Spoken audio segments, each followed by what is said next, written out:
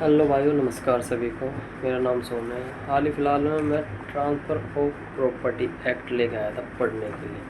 इसमें जब मैंने खोल के इसमें देखा, सबसे पहले प्रीएम्बल में where is the expedient of define and amendment certain parts of the law relating of the transfer of property by act parties is hereby enhance as the follows. यानी इसमें दिया गया है उद्देशिका पक्षधारों के कार्य द्वारा की गई संपत्ति के अनुवर्तन से संबंधित विधित कथीय भागों को परिभाषित करके संशोधित करके यानी उन सबको बांट के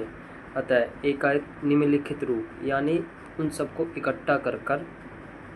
ये अधिनियम किया जाता है। इसका चैप्टर प्रीएम्बली में हमने देखा कि इसमें क्या क्या लिखा। फर्स्ट शॉर्ट टाइटल,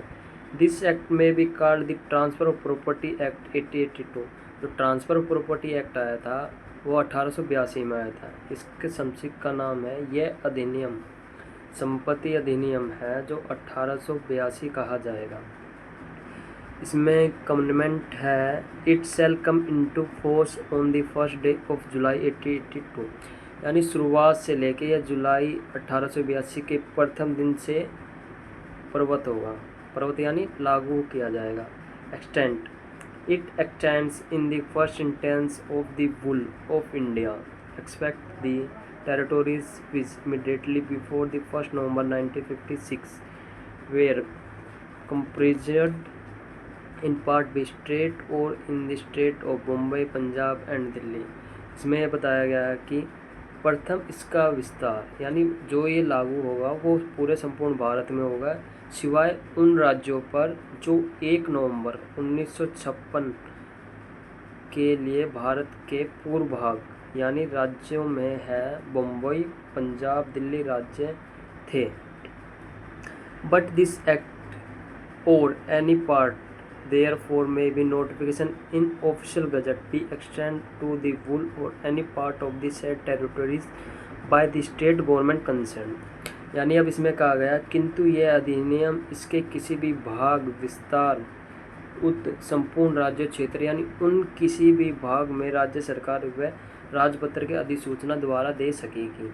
ठीक है।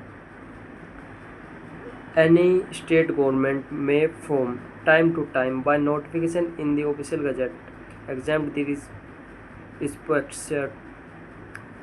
retrospectively or prospectively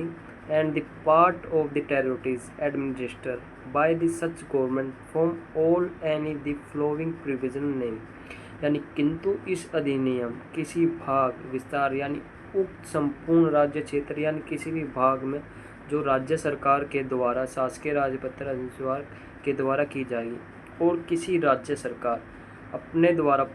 प्रकाशित यानी अपने जो राज्य के अपने कानून होते हैं उनके प्रकाशित राज्य क्षेत्र के किसी भी भाग में निम्नलिखित यानी बहुत सारे उपबंध से या उनमें किसी भी चाहे वो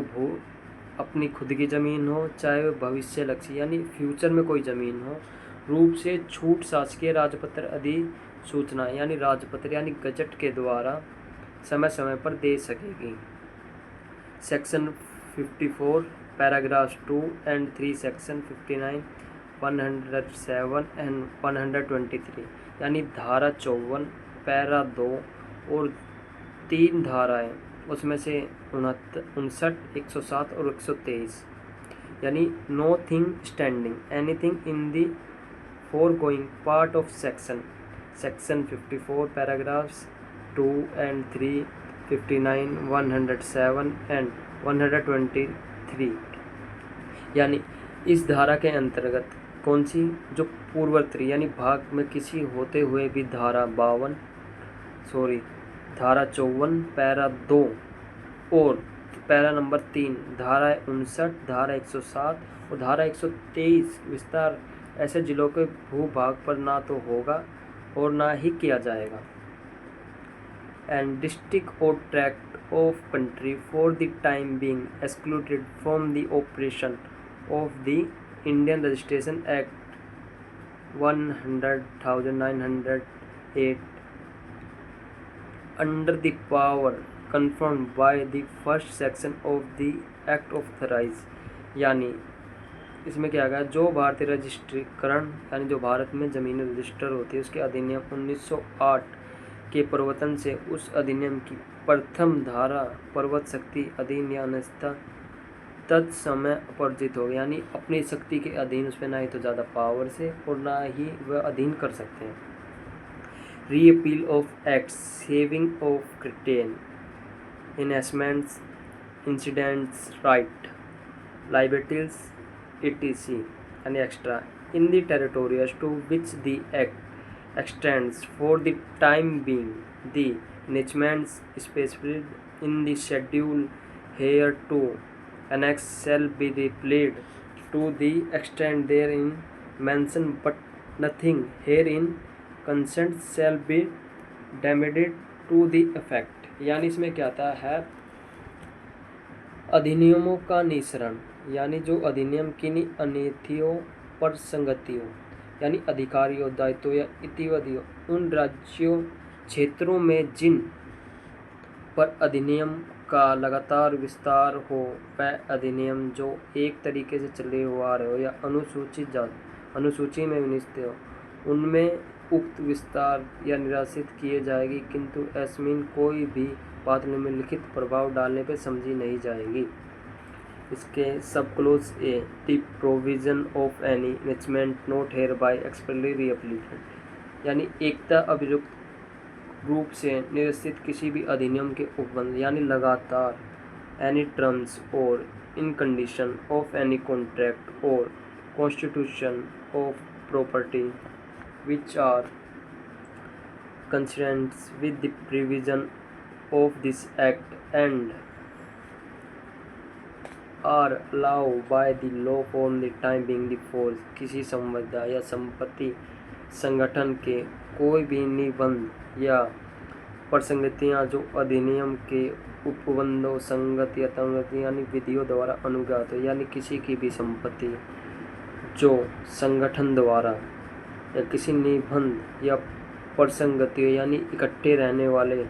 के लिए संगत में तंसमिया द्वारा अनुज्ञात नहीं होगी। Any right or liability arising out of a legal relation constitution before this act come into force for any relief in respect of such right or liability, और यानी इस अधिनियम में होने वाले परिवर्तन पूर्व गठित किसी विविध संबंध से उत्पन्न कोई भी अधिकार या दायित्व या किसी ऐसे अधिकार या दायित्व के कोई भी अनुच्छेद या अथवा यानी इसका सब close D saves as provided by section 57 and chapter 4 of this act any transfer by the operation of law or in execution of a decree of order of a court competent jurisdiction, यानी इस अधिनियम की धारा 57 के अध्याय 4 के द्वारा उपनिबंध के सिवाय विधि की किसी भी प्रक्रिया यानी किसी भी कानून के द्वारा सक्षम अधिकार न्यायालय की डिक्री यानी जो न्यायालय का ऑर्डर होता है उसके आदेश के द्वारा उसे निष्प्रदान में हुआ कोई अंतरण यानी कोई भी उसे कोई गलत निर्णय दिया गया है, उसके खिलाफ कोई भी गलत डिक्री पास हो गई हो, and nothing in the second chapter of this act shall be deemed to affect any rule of Mohammedan law, यानी और इस अधिनियम के द्वारा दूसरे अध्याय की कोई भी बात यानी मुस्लिम विधि के किसी नियम पर प्रभाव डालने की नहीं समझी जाएगी। इसी का सेक्शन थर्ड हम पढ़ते हैं, इंटरप्रिटेशन क्लोज यानी इंटरप्रिटेशन क्लोज यानी सेक्शन 3 में क्या दिया गया है, in this act unless there is something repugnant in this subject और कंटेक्स्ट, यानी इसके हम पढ़ते हैं improvable property does not include standing timber, growing crops और grass, यानी standing probable यानी खड़े हुए पेड़ और growing crops यानी उगते हुए फसल, यानी इसके सेक्शन 3 में देगा इस अधिनियम में जब किसी विषय या संदर्भ में कोई बात विरुद्ध ना हो, किसी के खिलाफ ना गई हो, स्थावर संपत्ति के अंतर्गत खड़े हुए पेड़ उगती हुई फसलें या घास नहीं आती है।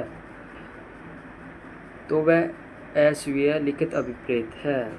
Instrument man is non testamentary instrument attested in relation to an instrument means and shall be deemed always to have been attested by two or more witnesses, each whom has been the excipients sing